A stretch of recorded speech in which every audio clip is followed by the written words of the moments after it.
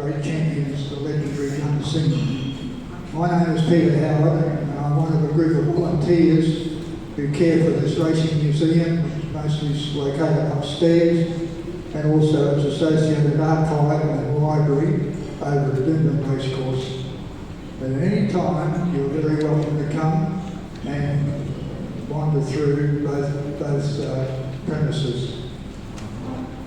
And at the end of the evening, for about 30 minutes, the museum will remain open if you'd like to walk upstairs and have a look around at what we have on offer up there.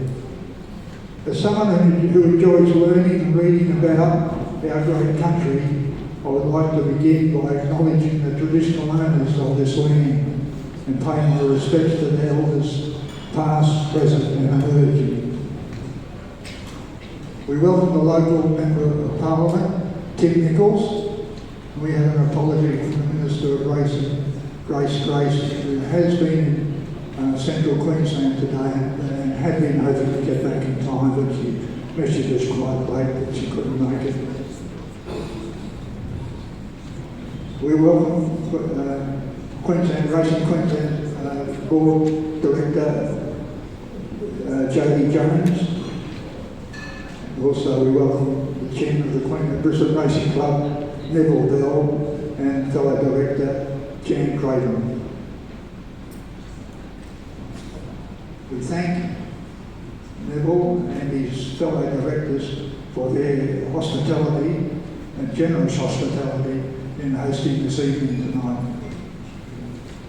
This is just one of hundreds of such events being conducted by boutique museums and galleries like ours as part of the National Trust Heritage Festivals. Organisers set the theme as connections, and we see this as providing you with close memories of a great racehorse. During the course of the presentation, you will hear from some of the key people associated with Gunsynd. Retired jockeys John Edmonds, who rode Gunsynd in his first 4 races, and Kevin Langby, who partnered the horse in some of his major wins in Sydney and on one occasion in Melbourne. And we thank John and Kevin for making themselves available for tonight's function.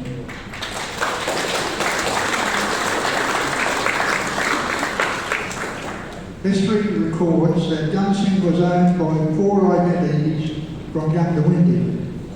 Took his name from that town, and he was known as the Gunsynd Grey. Some members of the extended families of the 4 owners are with us tonight, and we welcome them, some of whom have travelled quite long distances. I'll just try a little thing here. I'd like to call the roll and ask members of any of the families, as I call their names, whether they're sons and daughters-in-law or sons-in-law and daughters, grandchildren or cousins, just to stand in their place as I call the names. The family of George McMickin. Some McMickins here? Very good. Thank you. Jim Curry. No, also Bill Bishop. Now Bill's son, Jim, sent an apology because of a family commitment. He couldn't make it, but he was hoping to get here. George Pippos. We have Lucky Pippos. Lucky is George's brother and is still racing horses that carry Gunsynd's famous purple and white colours. We were thrilled to follow the fortunes of Lucky's horse, the Candyman, another grey that was very popular with punters a few years ago. Lucky rocked up tonight.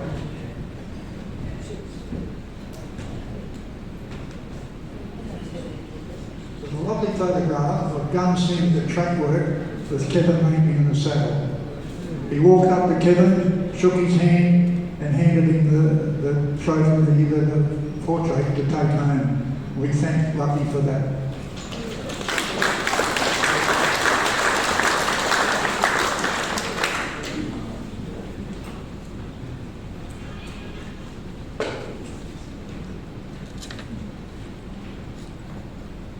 We did have to welcome Graham Shire here. Is Graham here? He is? Oh, there he is down there with that. Graham, former mayor of the Shire, which is based around Gunsynd, worked very hard along with another attendee tonight, Phil Percival. Phil's in one of the front rows here, to set up the Gunsynd Museum.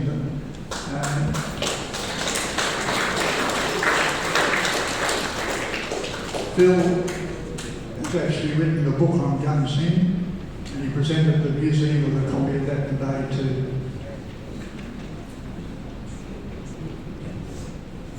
Finally, we thank all of you who have supported this function tonight. We did ask for a donation on entry, and we appreciate every assistance you can make to help us with our work. At the end of the evening, Kevin Langby is willing to sign some photographs he has brought along of Gunsynd, and the treasurer suggested that perhaps a donation of $10, Kevin will sign his name quite neatly for you.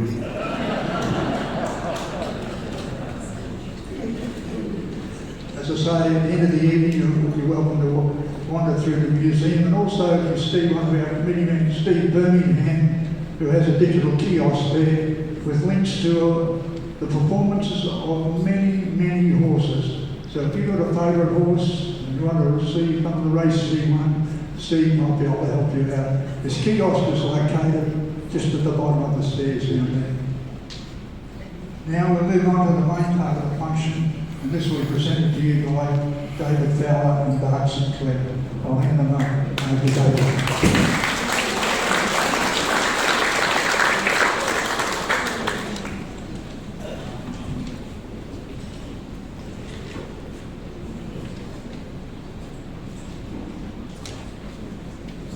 Thanks, Peter.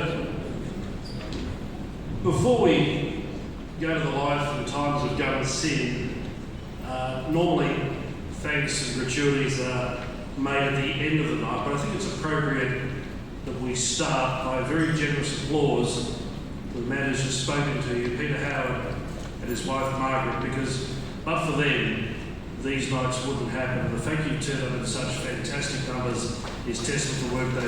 Big round of applause.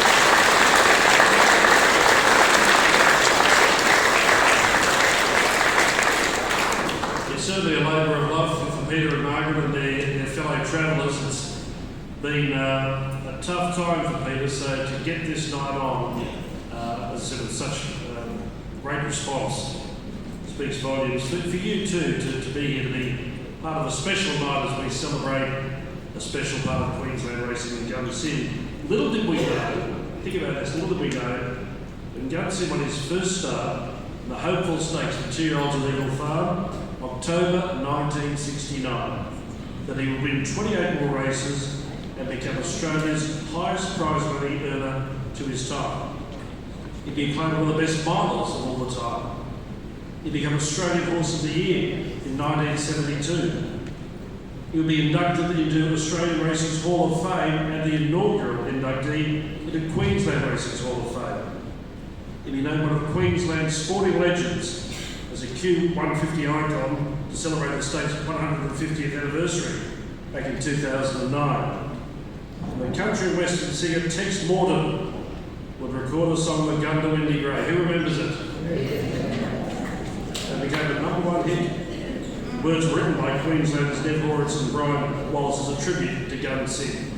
Just for the record, when the judge called a halt, he started 54 times, 29 wins, 7 seconds, 8 thirds, and earned $280,455. Peter mentioned Graham Shire before, and former chairman of the Manoroa Shire, Gunsynd. So he's an unbridled fan of Gunsynd. Graham, I think you're Gunsynd's #1 fan, aren't you? If there can be, you are. But he did provide Peter with some interesting prize money comparisons, and this is quite significant. Based on today's prize money for the same races, Gunsynd would have earned $16.8 million. Now, where would that have placed him? Third, behind Wings at 26.4 and Nature's Strip at 20.7. So it's worth keeping in mind. Gunsynd was born in New South Wales, but from birth he had strong Queensland connections through his bloodlines. His third dam was a sister to Dark Felt, who was, and to this day, remains the only Queensland bred horse to have won a Melbourne Cup. Gunsynd was bred by John Clifton, the dipstart at Breezer, near Tamworth in central New South Wales, from a mare that he foaled shared with grazier Joe McNamara. McNamara always had a handful of broodmares, and among them in the 1960s was a smallish mare called Woody Wonder. Woody Wonder had been a twin, but it's probably fair to say she'd been lucky to survive as a foal. When thoroughbred mares conceive twins, one becomes dominant at the expense of the other. While one may be born strong and healthier, the other one's deprived of uterus, usually enters the world small and undernourished and rarely survives. Woody Wonder and her twin did survive, and both were sold as yearlings. Her brother brought 650 guineas as a yearling and won one race in South Australia, and Woody Wonder was sold for 70 guineas to McNamara, and she only raced once before McNamara began breeding with her. She was by Newtown Wonder, the sire of sprinters, and through an arrangement between McNamara and Cliff, Woody Wonder was mated with Cliff stallion Sunset Hugh. The winner is a 2- and 3-year-old in Sydney, and runner up to time and tide of the AJC Size Project Stakes. Their first mating with Sunset Hugh produced Sunset Sue, who won the 1966 McDougall Stakes, and from her second mating, she foaled Gunsynd.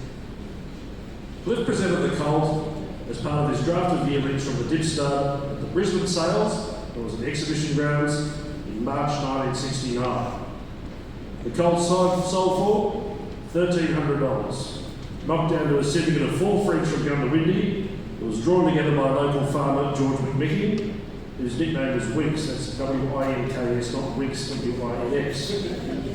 McMickey had been the underbidder for Sunshine Sue the previous year, and he was certain he wasn't going to miss out on Woody Wonder's next foal, and persuaded 3 friends from Gunsynd, a storekeeper, Jim Kerry, publican, George Pipos, and local newsagent owner, Bill Bishop, to chip in $1,000 each to build a bank to buy the yearling. The colt had injured a knee on the float trip to Brisbane, which deterred some potential buyers. So at the end of the day, the Gunsynd syndicate needed only $1,300 to secure the colt. They arranged for Bill Wheeler to train the horse. Wheeler had been a station manager in the Gunsynd district. They trained horses for country meetings, and only in recent times had moved to Brisbane, mostly to give his family better education opportunities. Gunsynd won at his first 4 starts, beginning with the Hopeful Stakes. On the screen is a photo of the finish of the race. It was taken by David Dawson, then a youthful racegoer, and later become a long-serving director of the Brisbane Race Club and a professional place punter, as we know him well. David, raise your hand. There you are. David became an instant fan of the colt and returned a month later with his camera. He took this photo of Gunsynd and his trainer Bill Wheeler to the saddling paddock before his next start in the Sapling Stakes at Eagle Farm. Gunsynd won the Sapling Stakes, then after a summer spell with Wheeler planning a tilt at the Golden Slipper, he won a 2-year-old handicap at Eagle Farm and the Festival Handicap at Warwick Farm. In all 4 of those wins, he was ridden by Brisbane jockey John Edmonds. John was with us tonight. I'd ask him to come to the stage and have a chat with Bart Sinclair. Please make him welcome.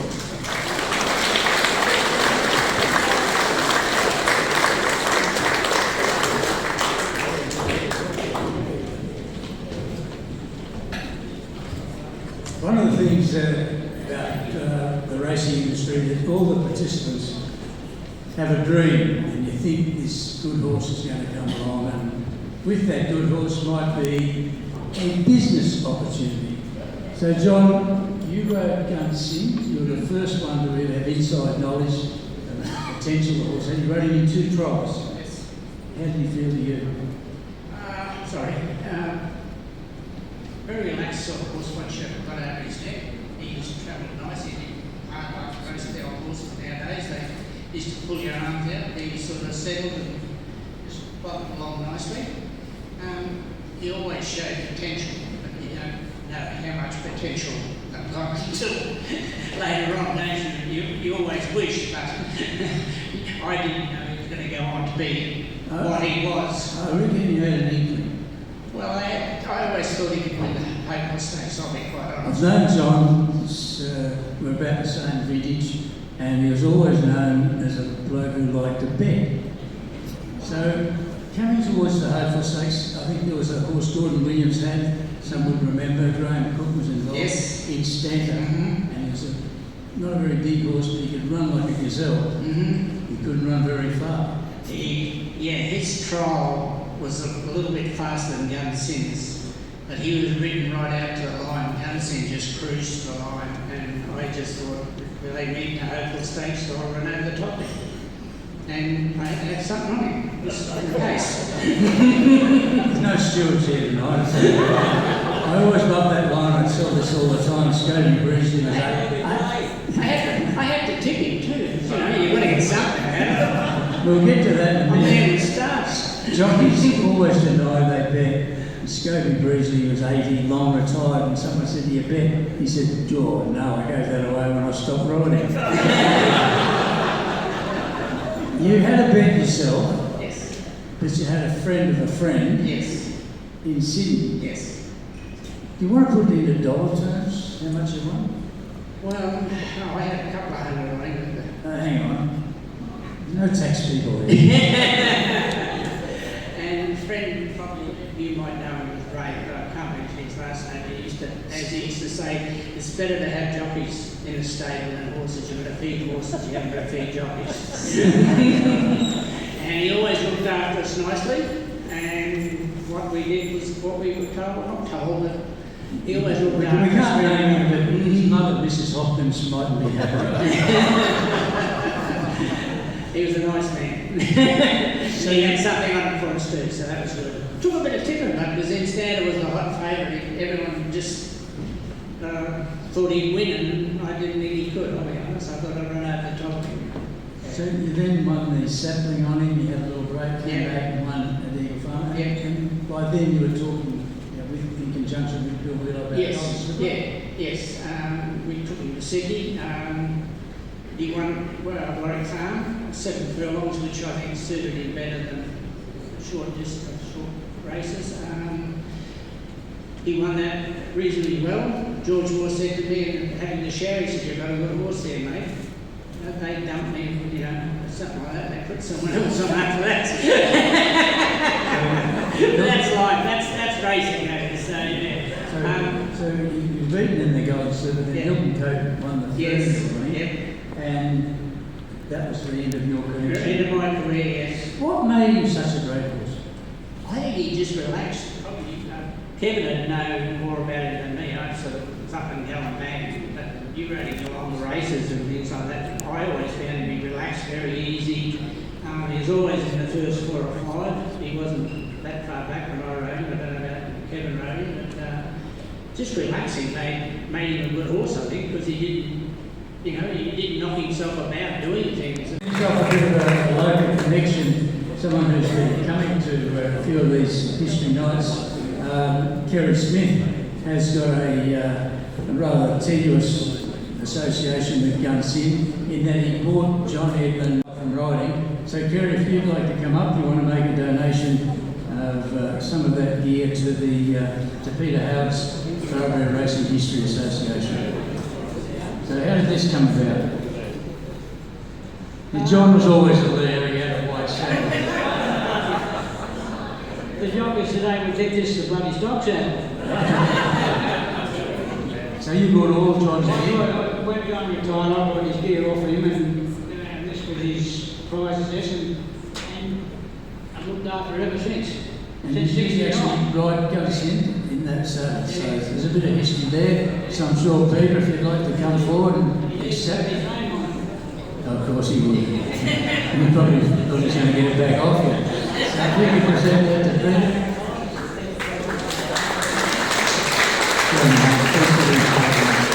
So David, resume the journey.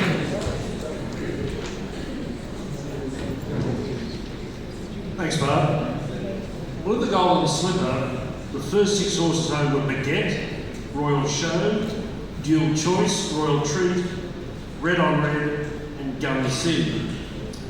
And as we've just heard, his final start as a 2-year-old at Hilton Cape from Sydney as the jockey. Gunsynd won the Third Hill Handicap over the Randwick Mile. In the previous decade, the Third had been won by future Derby winners, Son of Prince, Persian Lyric. So it was natural that Wheelo considered derbies among his plans for Gunsynd's 3-year-old season. As a spring 3-year-old, Gunsynd resumed by winning 2 restricted class races at Doomben and Eagle Farm, carrying 9 stone each time and beating older horses. His Eagle Farm win was eye-catching as he was slowly away. Let's have a listen to that race and hear Vince Curry's broadcast. Racing now, Gunsynd missed the start badly. He's laughed about 7 lengths with the leader on settling down. Johnny Smoke hit the ground about a length and a half in front and careered away 4 lengths clear of Rush On. A length and a half to half to beat, a length and a half Prince Charmer, a length and a half to Gunsynd moving forward. And 2 lengths last, Lonely Man going to turn up the 5 and Johnny Smoke going very fast, will he that? A length and a half clear of Rush On, about 8 lengths to half to beat, 2 lengths Prince Charmer. A length and a half to Gunsynd, who was next to last, and 4 lengths last, Lonely Man. If Gunsynd can win this, he's a jam. Down the side, 4.5 furlongs to go. Johnny Man a half to Rush On, 14 lengths away to half to beat it. A length and a half Prince Charmer, a length and a half to Gunsynd, and a length and a half last, Lonely Man. One was the 3 furlong mark, and Johnny Smoke leading about an length clear of Rush On. 12 lengths further then a half to beat, followed by Prince Charmer. Gunsynd is being wound up and starting to move on the outside, and they're followed by Lonely Man. In the straight 2 to go. Rush On and Johnny Smoke still cutting at one another. About 3 lengths to Gunsynd, who's moved to the 3rd. Then Prince Charmer going with him, followed by Hard to Beat Her. 12.5 to go. Johnny Smoke the leader. Gunsynd and Prince Charmer trying hard. At the furlong pole, Gunsynd and Prince Charmer moved up to Johnny Smoke. And here's a great go. Prince Charmer and Gunsynd in a great struggle. Gunsynd and Prince Charmer, there's not a hole between them. Gunsynd, Prince Charmer hit the line of photo. Gunsynd the nose to Prince Charmer. There's a splitting to it. 3rd Johnny Smoke. Next Jane. Rush On. Hard to Beat Her last home. Lonely Man. Well, that call will be legendary when we think when Vincent at the halfway mark he'll need to be a champion to win this race. All the Vince know how pathetic that remark would be. Gunsynd won 4 more races as a 3-year-old, including the Black-Type Chelmsford Stakes, the Rawson Stakes and the Labour Day Cup at Doomben. But the classics, they eluded him. He was 3rd in the Rosehill Guineas, 3rd in the AJC Derby, 3rd in the Queensland Derby, and unplaced in the Victoria Derby, and the autumn he was 3rd in the AJC Champion Stakes. But in addition, he entered the season with a cloud over his future when he was found to have bled when unplaced in the Morton Handicap at Eagle Farm.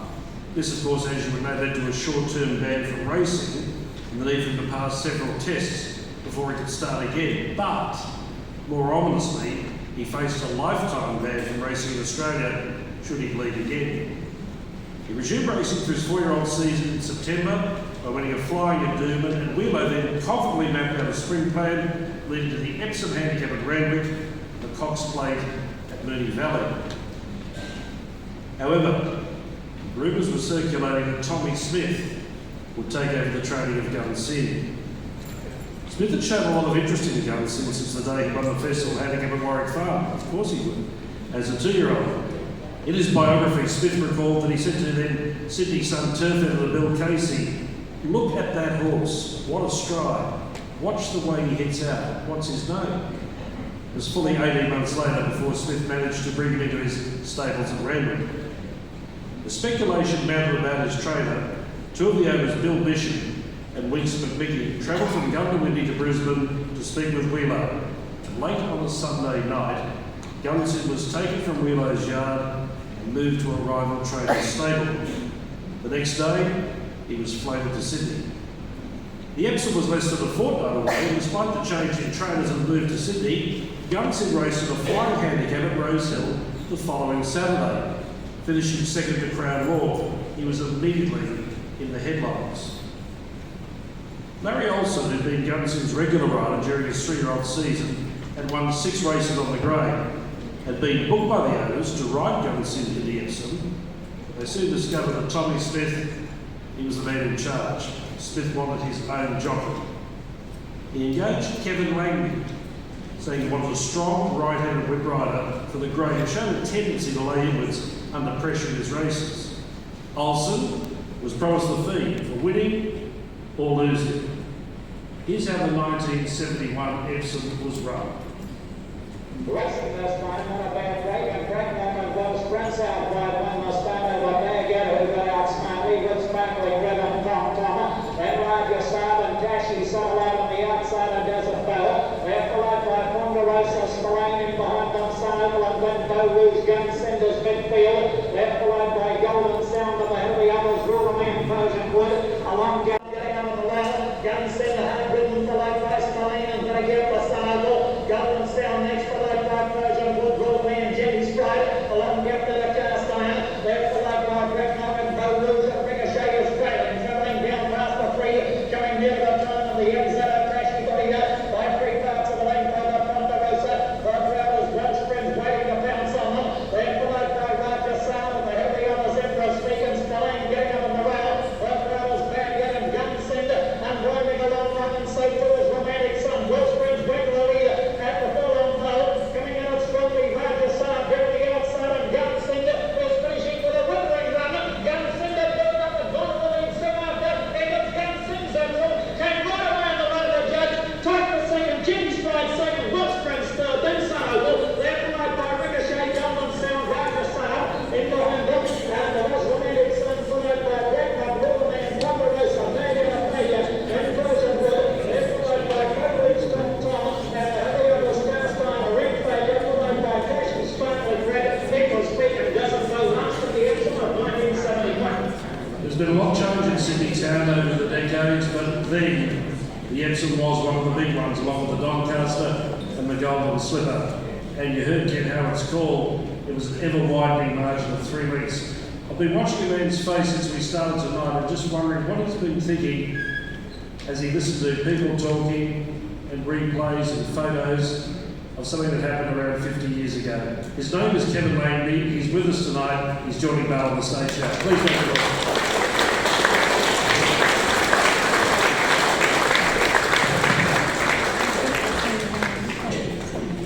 Kevin in Group 1 like an Epsom handicap. He had a good horse's weight, 55.5 kilos, and he won by 3 lengths. It was ultra impressive. They weren't mug horses he was racing. No, I thought he might have gone a bit lighter, but 55 these days is still a nice weight, but he was so dominant and I was never ever in doubt. He just travelled, as John said, he never pulled in the race when you want him, he just picks up, finds another gear, and just unleashes that barrel run. Yeah. TJ was ultra confident going into the race. Oh yeah, I think I found out on Tuesday I was riding him and I rode him work and he came back in after work, he said he went the Epsom, but he didn't say by how far. It's the one he didn't have a bet on it.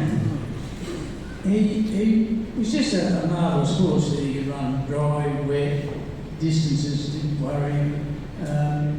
What was your first impression when you won the Epsom on him at 1600 metres, a mile in the old days? Well, I thought 1600 was his best go, 2000, yes, but I didn't think he'd go up further than that, you know.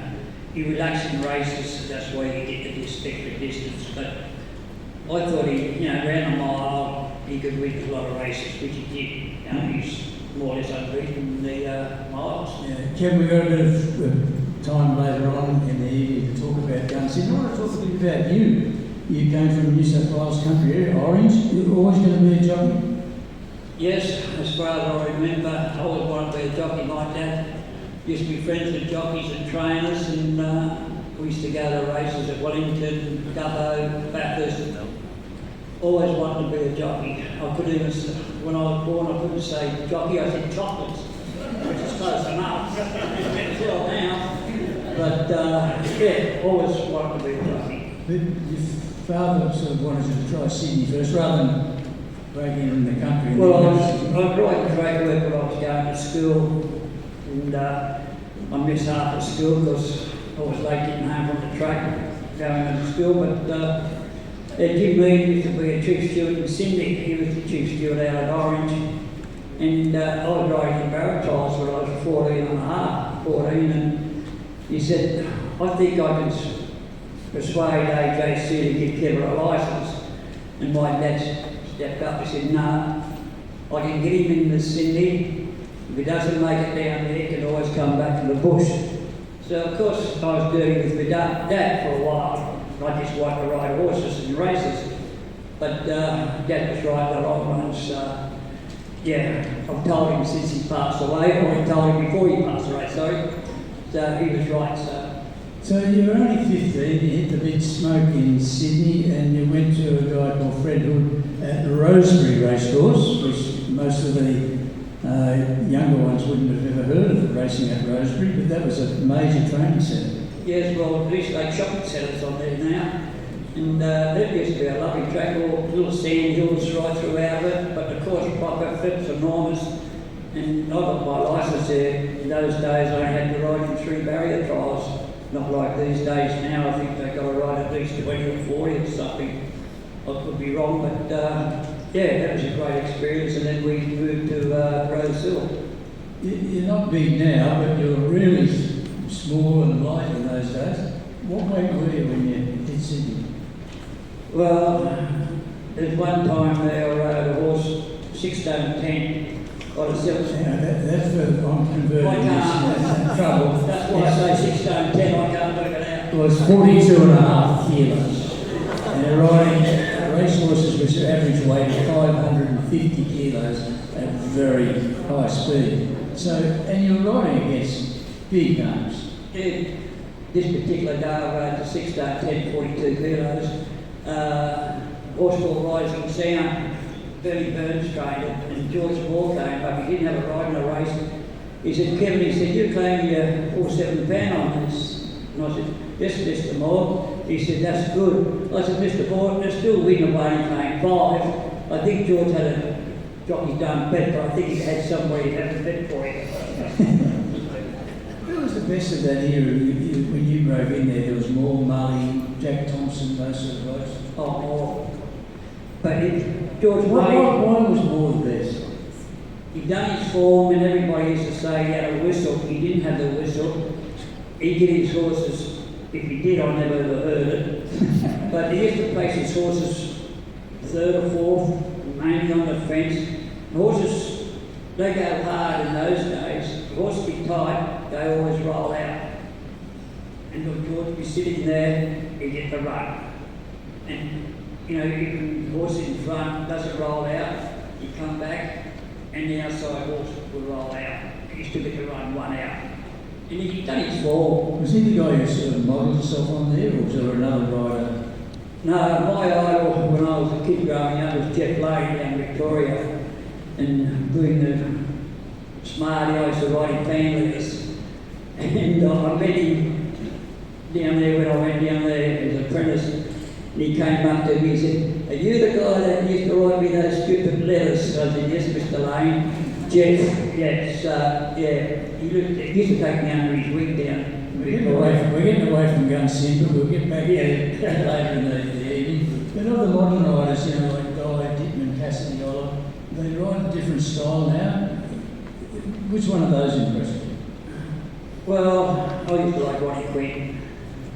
Yeah, he was a good rider, good punching rider.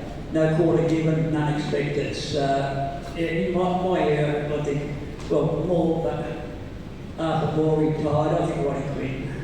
Yeah, They ride totally now and sit up over the horse. I don't like that style. Yeah, well, back in our days, they wouldn't last long, would they? Keep their foot out. Kevin, we're going to come back later, as I said. You've given us a good insight into your career. We'll come back a bit later and talk about Gunsynd. Yep. Thank you.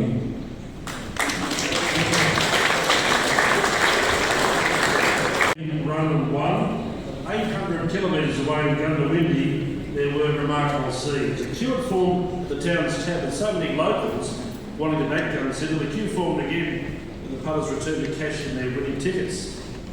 George Pippos' mother Angela, at home looking after the Victoria Hotel, turned on free beer for 100 plus patrons who crowded into the bar to listen to the MC.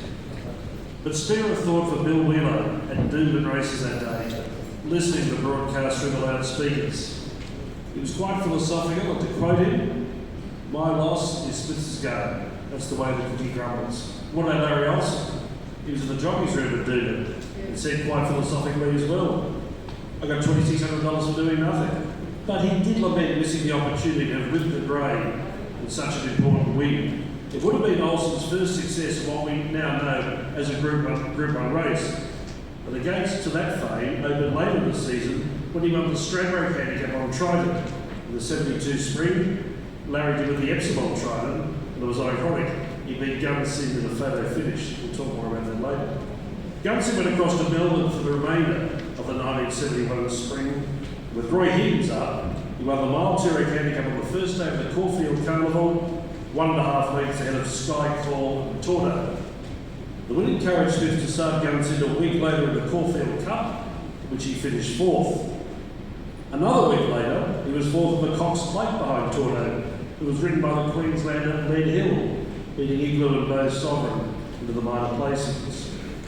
Gunsynd then won the George Adams handicap over the mile of Flemington on the last day of the Melbourne Cup Carnival, beating Tordo by 5 lengths with a length to Sky Call. Melbourne's Sporting Globe headline that evening said, "Gunsynd, greatest miler ever." It was a bold headline, but Gunsynd had won 3 principal mile handicaps in the spring: the Epsom, 2-Rake, and the George Adams. Higgins said that George Adams had been one of the best mile performances seen at Flemington.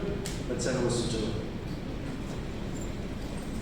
Often racing, Sky Call bounced in front of Welsh Prince at the start. Brookby Hill was slow to move. Tordo began fast, and so did Eleazar, going quickly. And Proud Top was fast away today, and so too was Smoke Dash and Smoky Miller. Is careering around the field, settling at Eleazar by 2 lengths to Tordo around Welsh Prince. Smoky Miller was running up 4th, about 2 lengths to Sky Call on the inside of Smoke Dash. And Rapid Move about 3 deep at that stage, a length and a half leaving around Proud Top and Gunsynd between them.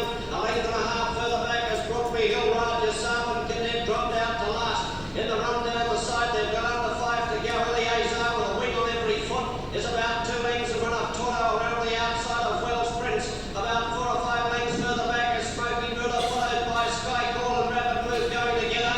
Gunsynd pulled out to make a long run, starting to run wide, and they're followed by Proud Top leading. Smoky Miller and Smoke Dash followed by Cadet, Brookby Hill and Raja Saab last. Around the home turn, 2.5 furlongs out, Eleazar about 3/4 of a length in front of Tordo, whose supporters must be happy with themselves. Welsh Prince behind them, and here comes Gunsynd down the outside at the 2. Eleazar being tackled by Tordo, and Gunsynd is coming on the outside to make a line of 3 there clear of Welsh Prince, who's gone at the furlong pole, and Gunsynd got to a narrow lead from Tordo on the crowd roared. It's another one to Higgins. Gunsynd is dashing away over the last half furlong, and it's all over by the share, and Gunsynd is going to bolt him. He'll win by 5 lengths to Tordo, pretty close to third, between Legion and Sky Call, followed by Cadet, Eleazar, Proud Top, Raja Saab, Brookby Hill, Welsh Prince, Rapid Move, then Smoke Dash, followed by Smoky Miller in last place. Well, Bert Ryan was spot on. 5 lengths was the official margin. So was Guns' spring over? No way. A week later, he ran in the Sandown Cup over 1.5 miles at 2,400 metres. And some had mixed views about his chances. One journalist, Roy Aspinall, said the 1.5 miles at Sandown with that grueling uphill run would not be in Gunsynd's favour. Roy Higgins himself cautioned punters that Gunsynd might be troubled at 1.5 miles, saying he considered the horse best suited by 10 furlongs. What did Tommy Smith say? He said he couldn't see why he would run as far as 2 miles if he was trained for it. If Smith had a negative thought though about Gunsynd, he concentrated on the bleeding attack that was on his record from the 3-year-old days in Brisbane, knowing that a repeat attack would prevent him from racing in Australia again. Not long lost his top sprinter, the dual Doom 10,000 winner, Black Onyx, also a grey, to the United States because he had a second bleeding attack, which meant his racing career in Australia was over. Smith started a quiet lobbying campaign to remove the bleeding ban recorded against him in Brisbane. Newspaper columnist Pat Farrell took up the fight for Smith and wrote that he tried to persuade the Queensland Turf Club's chief steward Clive Morgan to to set aside the findings against Gunsynd. But Morgan, he stood his ground. Gunsynd's career would continue, but his future remained on a knife edge. After the George Edmonds win, Gunsynd was penalised £5 in the Sandown Cup. It took his weight to 9 stone 1 pound. Despite the weight, with Dowsey run the 12 furlongs right out, Gunsynd robbed home, beating Bart by 2 lengths, with Benetor third and Big Faloo fourth. The cup presentation, Higgins remarked, it had given him great pleasure to win on such a horse. Gunsynd was now beginning to develop a cult following, and the headlines that spring said it all. Whatever paper you read, there was stories about Gunsynd, the best mile, the mile marvel of the year, the greatest mile ever. I might just say too, just to pause, there's a wonderful collection of stories on Gunsynd, scrapbook collections that has been donated to the association. Have a look at it before you go. It's a wonderful collection, great memorabilia. Tommy Brazel, late Tommy Brazel, wrote that the great gazelle from Gunsynd. Tommy overlooked the fact that Gunsynd had never set foot in Gunsynd. Keith Now, writing in Brisbane's Telegraph Pink Sports Edition on Saturday afternoon, said Gunsynd was the best horse produced in Queensland since Berbera. Many Queenslanders who had seen both Gunsynd and Berbera readily agreed. Gunsynd had now taken his earnings above $100,000 on a really cheap milestone, which was a really cheap milestone in those days. After his summer spell, Gunsynd came back into work with his audit mission, an ambitious attempt to win the Doncaster Handicap and the Sydney Cup double, remembering then the Doncaster Easter Saturday and the Sydney Cup Easter Monday. If the headline writers in the newspapers were rating Gunsynd highly, the AJC handicapper elevated Gunsynd to a whole new level. He handicapped Gunsynd at 9 stone 7 pound, or 60.5 kilos for the Doncaster. This was higher than the 9.5 carried by Tobin Bronze at 67, 5 years earlier, or the 9.4 Time and Tide carried in 65, but not as much as another era. Chatham carried 10.4 in 1934 and Manuka 9.13 in 1933. And to underline the lofty goal of winning the double, think about it in this day and age, even then, no horse had won the 2 races in 1 year since Barbell in 1870, 102 years earlier. Pat Farrell, writing in the Sydney Mirror, said, Gunsynd can win both races. He's the one horse freakish enough to try it, and Tommy Smith is probably the only trainer who would think such a thing should be tried. Farrell went on to say, Gunsynd is the first horse since Berbera, which, with such strength and talent, that all things, particularly weight, long and short distances, are the things to be taken in his mighty stride. Gunsynd began his autumn campaign by winning the Clissold Handicap over 6 furlongs at Canterbury, ridden by Kevin Langby, carrying 9.7, he won by 2 1/4 lengths. Get the Township of Gunsynd was right behind him, so much so now the TAB agency, which had 4 windows to take bets, set aside one as a Gunsynd only window, to take the avalanche of bets by locals on the horse. After winning at Canterbury, Gunsynd went to Melbourne. The fellow wins in the time-honoured Futurity Stakes at Caulfield, carrying 9.13, when ridden by Roy Higgins. The Queen's played over 10 furlongs at Flemington with Kevin up, and again for Higgins, he won the Queen Elizabeth over 12 furlongs at Flemington. Then stopped the show by 6 lengths with 8 lengths to surrender in third. And Higgins remarked after the race, it was just a working gallop. Gunsynd returned to Sydney and Smith freshened his legs to prepare him for the mile of the Doncaster 3 weeks later. The New Zealander visitor, Triton, was regarded as Gunsynd's major rival. Kevin Langby could have expected to ride Gunsynd as he was Smith's preferred jockey in Sydney, but Smith elected to engage Higgins because he said he was a heavier jockey and thus closer to Gunsynd's allotted weight. Langby took the ride on Triton. Here's the Doncaster of 1972. Pay attention to the screens, footage you've never seen before.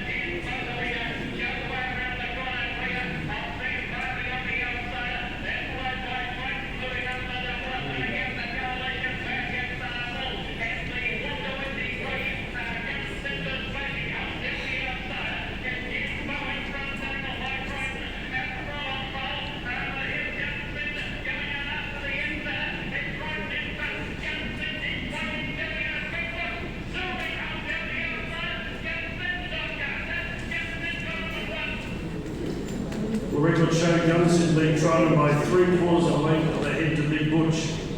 Among the outplaced horses were such good competitors as Stormy Seas, Ricochet, Rajasab and Baguette. But it was the 7th win in succession for Gunsynd and his 21st from 34 career starts. His earnings now stood at $168,000. The Doncaster win earned him a £3 penalty for the Sydney Cup 2 days later, taking the weight to 9 stone 7. This was the weight carrying victory by Galilee in the race 5 years earlier, and only £2 less than what the great Carbine carried to win in 1890. But the heavyweight became a problem for Gunsynd. As you saw there, rain started to fall when the Doncaster was being run. He continued through Sunday and into Monday. We ended up with a heavy track. The outside of Dark Suit won, beating Marseille by 3 lengths, 5 lengths to Royal Shah, followed by Tails and Gunsynd. Gunsynd started once more at the autumn meeting, finishing second to Tails in the Queen Elizabeth. Gunsynd went for a spell and returned to training for the 1972 spring. Tommy Smith mapped out a crowded and ambitious program for the now 5-year-old, including a second tilt at the Caulfield Cup and Cox Plate, plus the Melbourne Cup. The Melbourne Cup, Gunsynd had been handicapped at 60.5 kilos, and the sceptics doubted his ability to run the 3,200 metres. Gunsynd started the spring with minor placings in 2 weight for age races, second in the Warwick Stakes behind Nippon, and third in the Chelmsford Stakes behind the New Zealand sprinter Turbino, who started at 50-1 that day. But he then burst back into winning form in the Hill Stakes at Rosehill, ridden by Langby, beating Triton and Gold Brick. The spectre of bleeding emerged again when blood was detected on the bit in Gunsynd's mouth, but the club then found was not through a hemorrhage, but rather than abrasion. The week leading to the Epsom started with an announcement that Gunsynd had been sold to a syndicate of New South Wales breeders for $270,000, with plans to stay at the historic Hunter Valley property, Kiora Star, now owned by his breeder John Cliff in the 1973 spring. Tommy Smith and the 400s of Gunsynd were allotted 1 share each, and it was agreed that Gunsynd would remain in their ownership until the end of the 73 autumn. George Ryder, who headed the syndicate of breeders that included Cliff, said he absolutely Gunsynd's last start in a handicap. He was allotted 62 kilos or 9 stone 11 pounds. No horse had won the Epsom at such a huge weight since Chatham won his second Epsom in 33, carrying 910. He conceded 2.5 kilos to his great rival Triton. Langby rode Gunsynd and Larry Olsen, as we said earlier, was on trial. And after a stirring duel between the two over the last 200 metres, Triton won in a photo finish by a half a head with 3 lengths to Beaches. A week later, at 16-1 on, Gunsynd won the Colin Stevens Stakes at weight for age, rocking home by 5 lengths with Langby up. Smith declared that effort showed that Gunsynd would be a good thing in the Caulfield Cup and the IBM horse for the Melbourne Cup. But George Ryder was quick to intervene. While he conceded to start on the Caulfield Cup, he said there needed to be a conference before any decision was made about the Melbourne Cup. Let's continue the story with Bart and Kerry.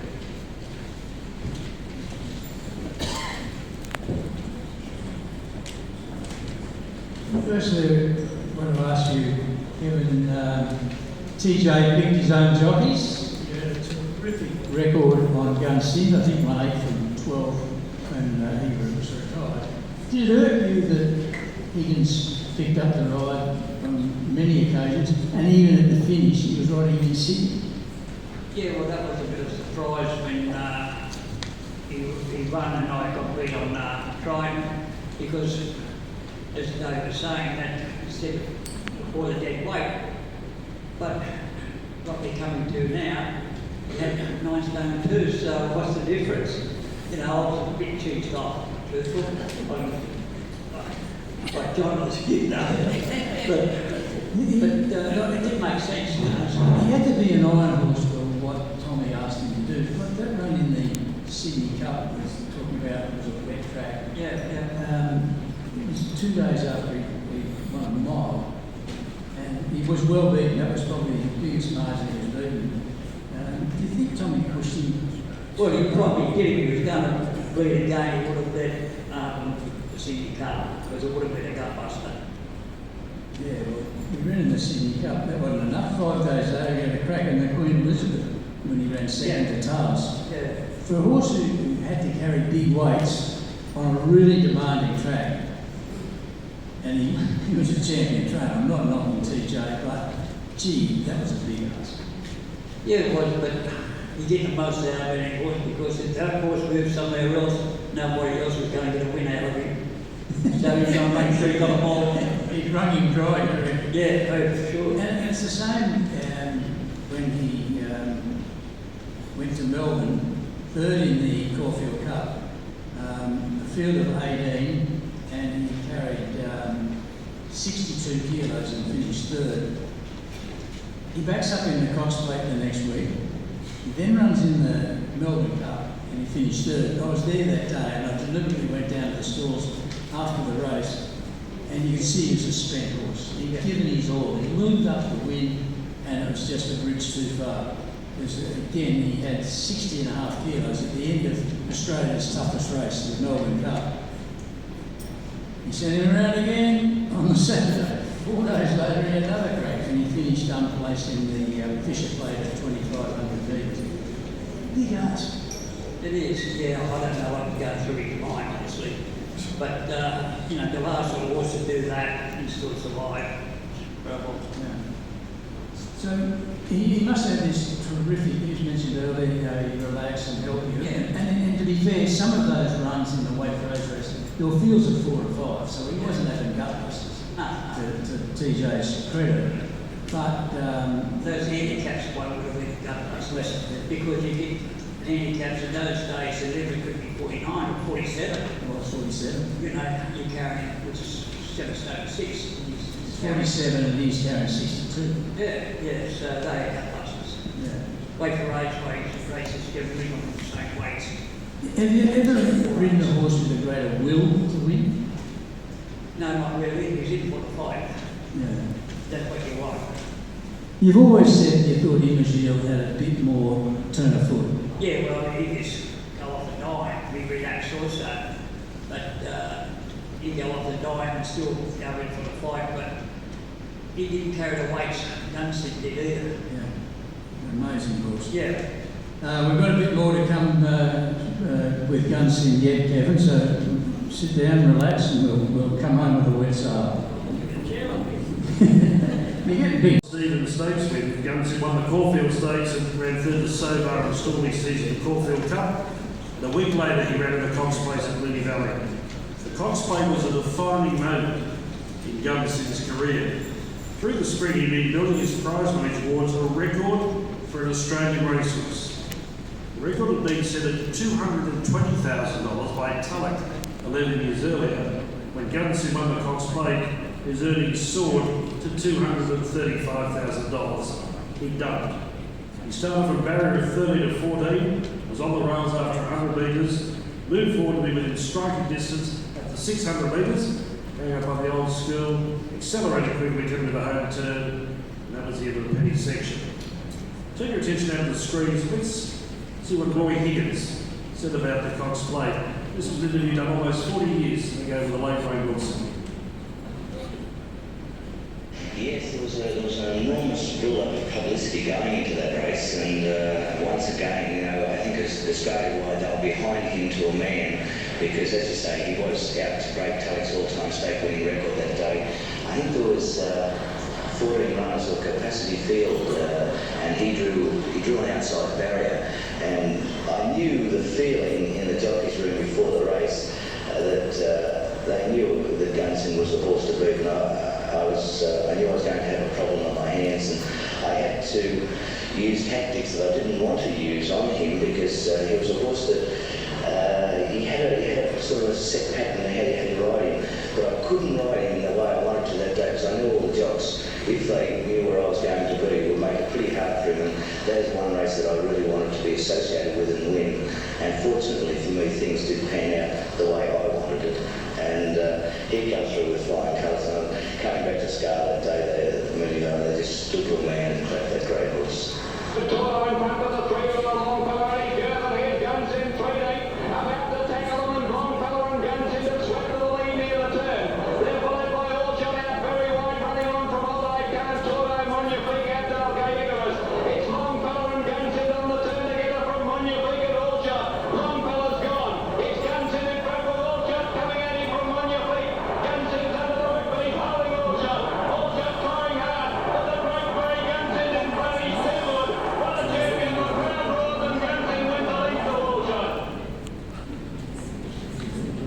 Gunsynd was engendering so much acclaim whenever he raced, he began to look for the applause.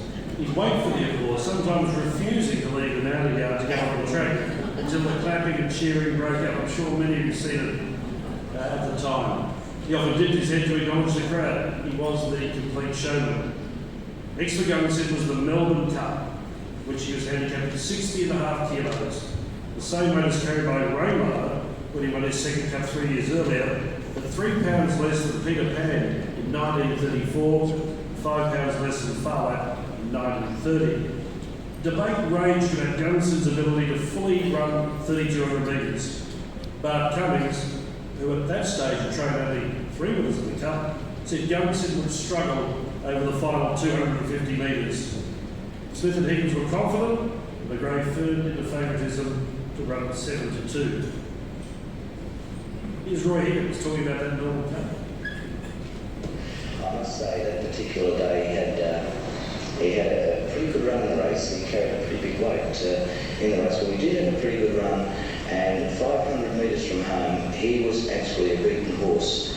We did get into third position halfway down the straight, and then he was passed on my inside and then on my outside by 2 horses. I was actually, in my opinion, going to run a very tight 6th or 7th in the race.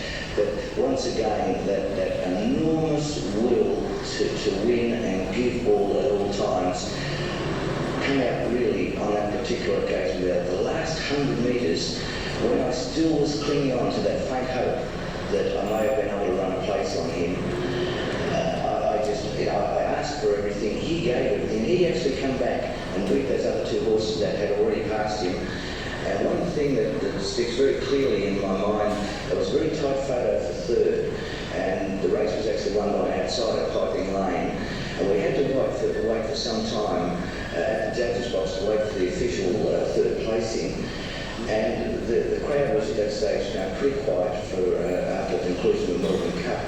And when his number went up in the frame that he had run third, you would have swore blind that he actually won the race. The crowd just went berserk because the great Gunsynd actually fought back into the third place.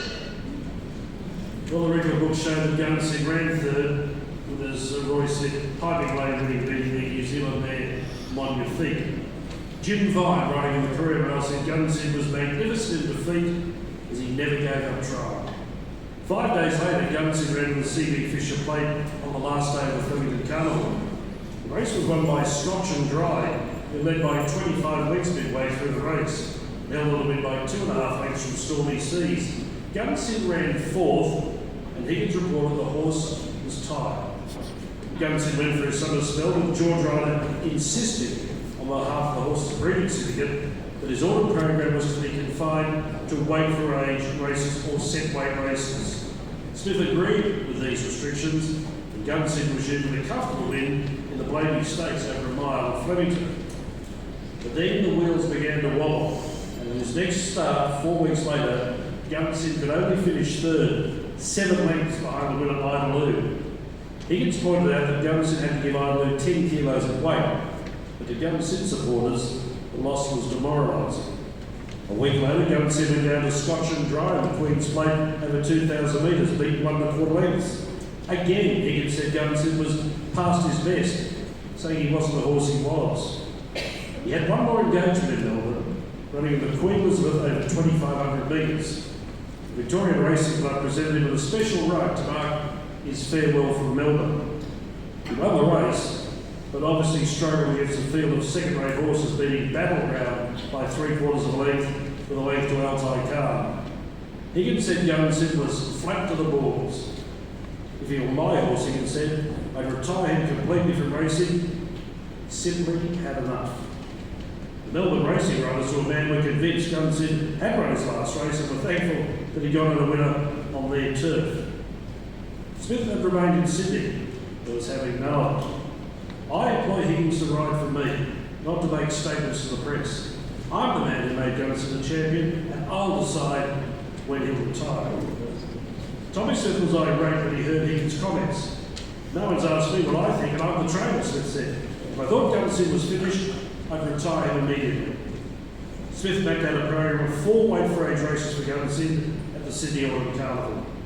Won the Rawson Stakes at Rose Hill with Kevin Langby up, and second in the Chipping Norton at Warwick Farm, ridden by Des Lake. With Langby back at the saddle, he won the Autumn Stakes at Randwick, and at his final race start, ran second to the New Zealand Slayer Apollo 11 in the Queensland Queen Elizabeth at Randwick. One more time, here's Bart and Kevin.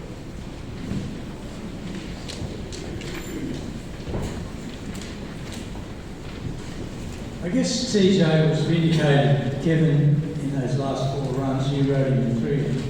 He won twice and was second twice. Did you feel he certainly been past his best by then? Well, he probably wasn't the horse he was before, but I probably feel that, of course, he has 2 weeks of that, then he walked 3 weeks. Yeah.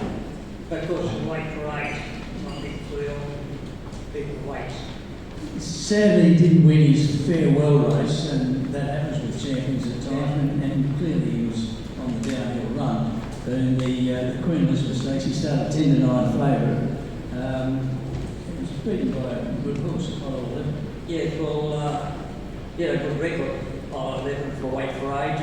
He was up and coming at the moment, so even though it was disappointing for his last race, but he did try. It was only a half length in it, did you? Yeah. Did you think you were going I right? thought I'd go and get away with it. And when Apollo 11 came up, I thought he'd go with me by a length and a half. But to Gunsynd's credit, he brought it back and, only half length. You mentioned him as Gilles, and you rode a lot of very good horses in more modern times. You've been retired for some time now from race riding. Is there another horse that you think epitomises what Gunsynd did in his career, or is he a standout in terms of courage and will to win and versatility and longevity? Those horses back in those days, they were strong. They were not getting the vitamins and the help they're getting now, even though everybody says TJ had a bit of help from Percy Sykes, but that's debatable. But anyway, they were stronger. I think those horses back in those days, they were strong horses. Well, the Northern Hemisphere breeds come in, and maybe they're not as strong as Constitution horses now. Yeah, you're probably right, but nothing stands out to me anymore except those, especially Gunsynd and Edmonds, And we've had those beautiful mares, Mackay did, that was freakish. Yeah, but I don't know, I still... We hit Gunsynd, I'm wrapping Gunsynd. Smart thing, Queensland wrap Gunsynd. I want to leave here safely. Kevin, it's been wonderful for you to come up. I know your friend Neville Hacker, who's part of Peter Howard's team at the Thoroughbred Racing History Volunteers, has been encouraging you to come up here and be part of this evening. So we thank Neville for his efforts, but particularly you to get here from near Wyong and come up and be part of this celebration. Pleasure when Neville rang me a few months ago. I wasn't sure what was going to happen, but then I decided, I would definitely come up, and I'm just honoured to be invited up here to help out from the Gunsynd and the New Zealand Foundation. Please thank Kevin Langby.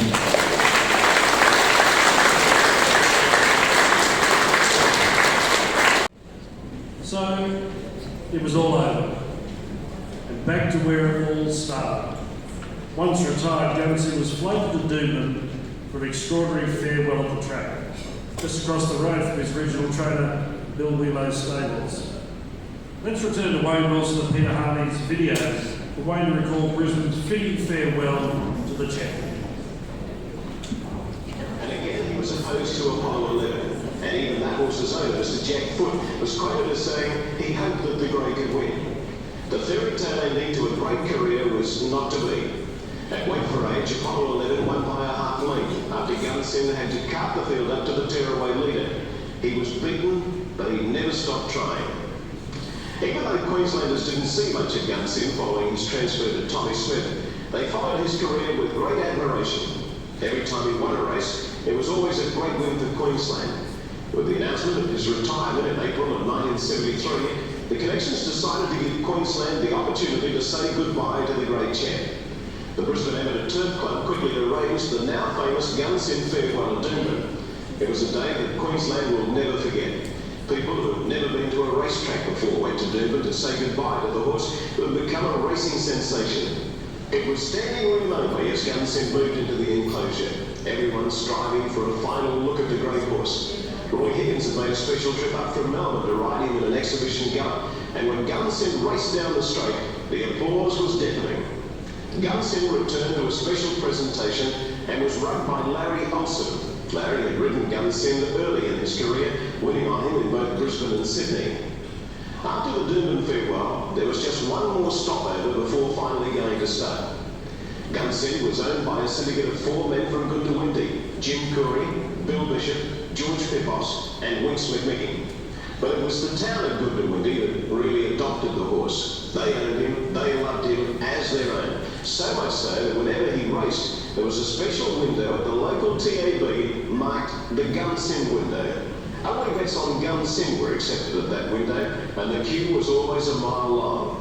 Because of the town's great support of the horse, the owners decided to give Gunsynd a look at the horse who had put them on the map. When Gunsynd made his appearance at the Gunsynd track, almost the entire population turned up to get a glimpse and hopefully the chance to pat the champion. For Downs jockey Frank Bright, it was the chance of a lifetime, a chance to ride Gunsynd in his final racetrack appearance in front of the patriotic Gunsynd crowd. Gunsynd was a unique horse. He was classed as a racehorse film star. He played to the audience every time he went to the races. He was there to perform, and every time he raced, he gave the performance of his life.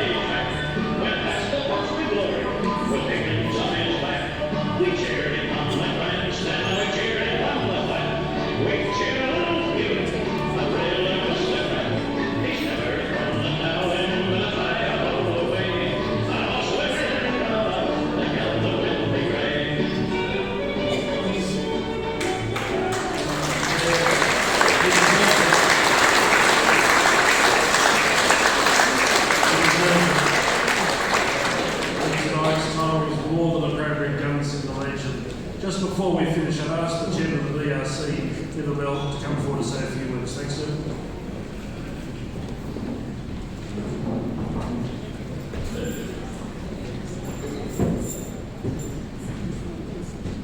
Thank you, David. It's a real pleasure on behalf of the Brisbane Racing Club to acknowledge what a great night it's been tonight. It's a step back in time that's been put together by Peter Howard, volunteers and all the people that have made the trip to come here today. John Edmonds, Kerry, John Langby. It's become a real must-attend social occasion. Looking at the numbers tonight, I think this is the ninth. I've only been to the last 3. I'm living right nearby now. But the numbers just continue growing, and it's we're always right at the start of our winter carnival, the Stradbroke season, that we have the opportunity to step back in time, and the club is very privileged to be custodians of some amazing history that, for the Thoroughbred Racing Museum. I think it's acknowledged as one of the best collections in Australia. We're proud to be custodians, and we're very proud that Peter has put together a night like tonight. And also, while the presentation of collecting and collating all the information that you've seen tonight is one thing, the delivery from Bart and from David has also just been outstanding. Could we all put our hands together for an amazing night?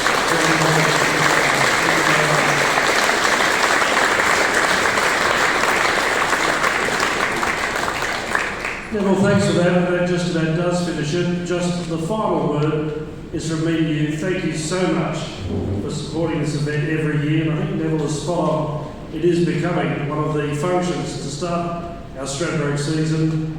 Next year will be the 10th anniversary of the Thoroughbred Racing History Association. What will Peter Howard come up with next year? You'll have to find out in 12 months' time. We'll see you there. Thanks for being here tonight.